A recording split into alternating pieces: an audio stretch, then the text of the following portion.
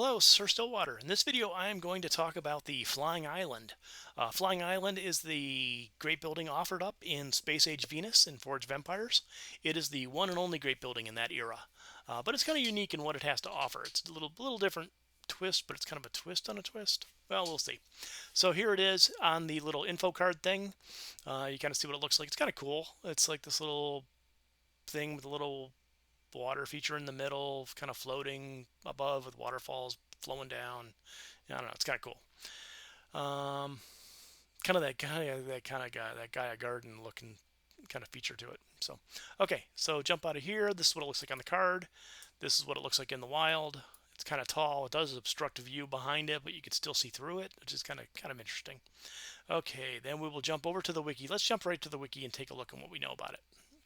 So, Flying Island, it is a technical marvel and constructed with the help of all space outposts to celebrate their independence. That's kind of interesting. It is its collection or its award reward timing schedule is a little bit different than other great buildings. So if you get some things, you're on a 24-hour collect. This spawns something every 4 hours, very similar to an incident. So which is it's kind of like a cross between an incident or whatever they call it, and the randomness of quality level of rewards in the TOR. So it's kind of a weird twist. But we'll get to that in a second. So Space Age Venus construction, 900 of each FP or 900 of each good to build it. It's pretty expensive. It's only 4x6, kind of keeping that Space Age 4 by something, because that space carrier was 4x7. A road is required. Wow. Okay. And let's see, production bonuses. You get no production bonus for this. It just it is a random collect type feature, which is called a mysterious shard. That's the passive bonus.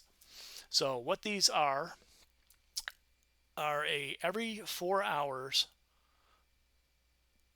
in your cultural settlement, a shard could be spawned, and a shard is basically a collectible something. And when you collect it, I'll show you what you can get in just a second as your choices. And it's the same thing as like the TOR, things that collects there, where you kind of have the different levels. Some are scarce and they have higher quality, higher rewards. Yeah, let me get back on track here. So basically, these things can spawn every 4 hours. It tells you have at least one in the settlement to collect. And if you don't pick it up in a day, it goes away. It expires. And then you may get more. That way you then start stacking up and you have a zillion to collect. The max you're going to collect is... Max I've ever collected was 4. And that's because I wasn't on for a long time. And it was kind of cool. So it's like collect. Kind of like collecting incidents when you first log in the morning. Mysterious Shard chances cap at about 53%. But you got to go way up in the levels and spend a lot of FP to get there.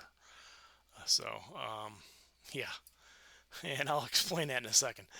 On what, personally, I don't think it's that advantageous to move up in the ranks on this building, but it's nice to have it because it spawns. Its quantity of spawns are consistent every day. The quality of what's being spawned can increase a little bit. So it's like here's the common shard. A shard is basically a collectible. It's like an incident. So you've got common, uncommon, and rare. Common is a 20 FPs. These are what can be provided. 20 FPs, 25 random goods, current era, past era, 10 military units, a little 2-pack of blueprints. And those are like those blueprints that you pick up and they go into your inventory and then you expand it out and you get your 2. Coins and supplies.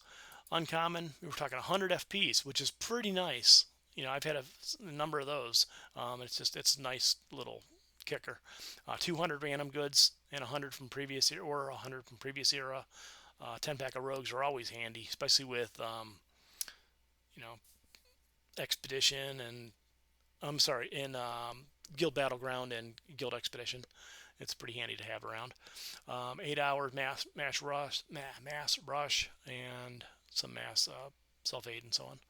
And then rare, we got 5 blueprints, metals, really.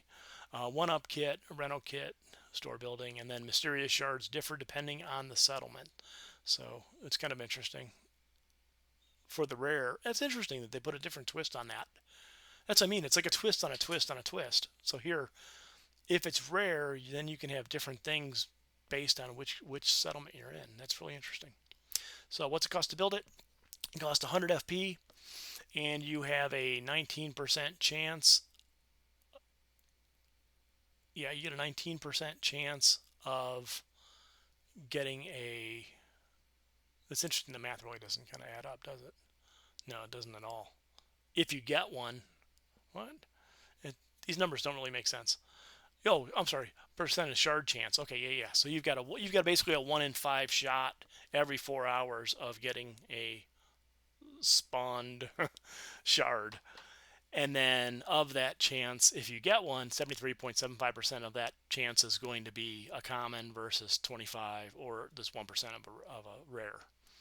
So, but that's at level 1.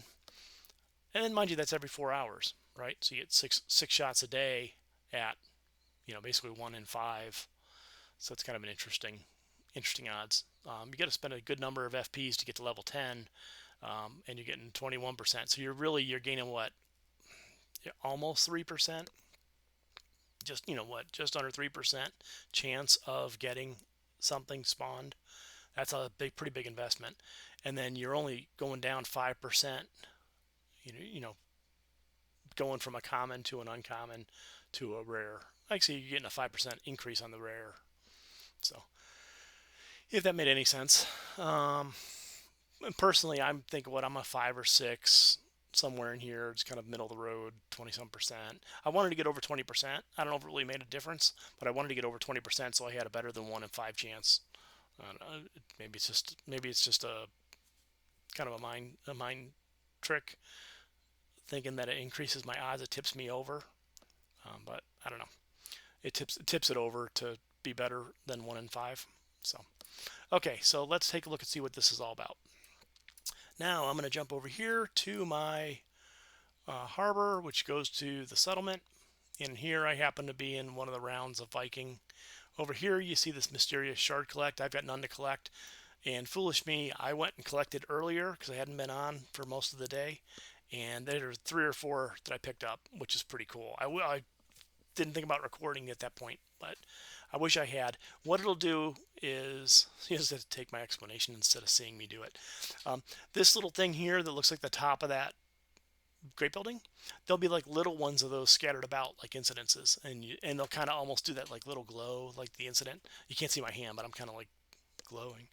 And you just click on it and it gives you your reward, and then they go away. And then when it's done, it says that there's no shards in the settlement. Basically, come back. So, but that's it. That is the Flying Island. It's kind of a cool, great building. I enjoy having it. Whoops! Oh, look at that. Somebody just leveled a building. Okay, yeah. So I enjoy having it. It's neat. You don't see it very often. A lot of people don't have it. I never see it in the swap threads. I mean, everybody's all, in the 1.9s or the other swaps. Everybody's all going for all the bread and butter stuff. But I thought this is just kind of a fun building to have around. And it's really not that big at 4x6 when you're up in that era. It's not taking up too much real estate. So that's what I've got in this one. Thanks for watching. I really appreciate it. I've got more coming. I'm working my way through. I'm rounding third. I'm heading home with the great buildings, and I've got a bunch of other ideas. And if you have any other ideas of what you'd like to see, basically based on some of the comments and some messages and stuff like that, I got a lot of ideas about doing some stuff. But if you got any ideas, I'm thinking about doing some stuff around founding a guild, early guild growth, just all types of stuff. Just all types of stuff. So I'd like to have some stuff for the newer players and some kind of middle of the road stuff that as you're kind of moving up through eras, some kind of things like that. So, but I'm really, really, really interested in knowing what you'd like to see, because I'm making these to share, and yeah, I think it'd be helpful if I make something that you find useful. So, thanks for watching, at least entertaining, if nothing else. All right, well, thanks for watching. Have a great day. See you in the next one, just a couple days away. Bye.